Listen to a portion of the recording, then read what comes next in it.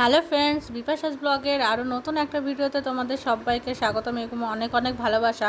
তো তোমরা কালকে শর্ট ভিডিওতে দেখেছো আমার বাবা গাছ থেকে কাঁঠাল পাড়ছে। দেখো আমাদের দুটো কাঁঠাল গাছ, অনেক বড় বড় কাঁঠাল হয়েছে।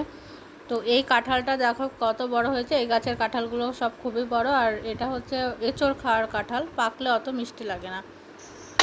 তো দেখো আমার বাবা কীভাবে গাছে উঠে কাঁঠাল পাড়ছে এবং এই কাঁঠালটা আমার মা কীভাবে রান্না করলো সেটাও আজকে তোমাদের সাথে শেয়ার করব। আর হ্যাঁ, আমার চ্যানেলে যারা নতুন, এখনও আমার চ্যানেলটা সাবস্ক্রাইব করনি, তারা প্লিজ চ্যানেলটা সাবস্ক্রাইব করে দিও। আর তোমরা সবাই এভাবে আমার পাশে থেকো আর ভালোবাসা দিও। তো দেখো কাঁঠালটা মাটিতে পড়ার পরে এত বড় কাঁঠাল।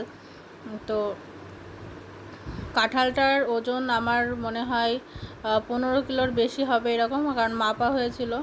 অর্ধেকটাই 9 কিলোর বেশি হয়েছিল, তাহলে আর অর্ধেক কতটা হবে তোমরা নিজেরাই হিসাব করো। তো এই দেখো আমার বাবা বটিতে কাটতে গিয়েও খুব কষ্ট হচ্ছিলো কাটতে আর কি, যাই হোক কাটলো।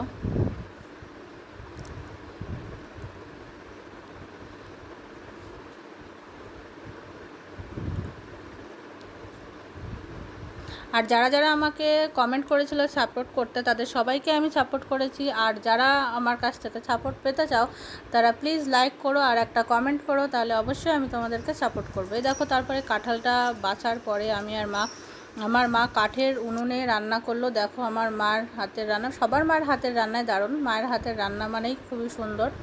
তো আর কাঠের জালের রান্না তো দুর্দান্ত হয়। তো আমার মা কড়াইতে প্রথমে তেল দিয়ে তারপরে কাঁঠালটা দিয়ে লঙ্কা দিয়ে হলুদ লবণ দিয়ে একটু ভাজবে, তারপরে জল দেবে। চলো সবটাই তোমরা দেখতে পারবে।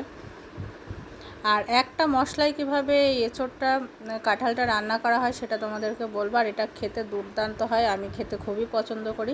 তো আমি বাড়িতে এসেছি, তো মা বললো চল বাড়িতে যখন এসছিস রান্না করে দিই।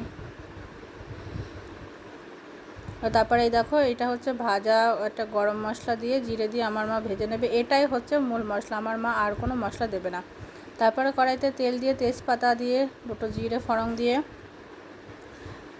কাঁঠালটা ঢেলে দেবে।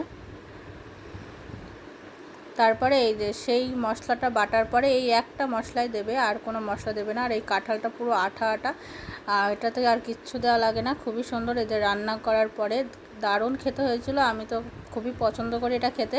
তো আমি বাটি নিয়ে, ভাতের বদলে বাটি নিয়ে খেতে বসে পড়েছিলাম। তো ভিডিওটি কেমন লাগলো অবশ্যই জানাবে, লাইক শেয়ার কমেন্ট এবং সাবস্ক্রাইব করতে ভুলবে না। বাই।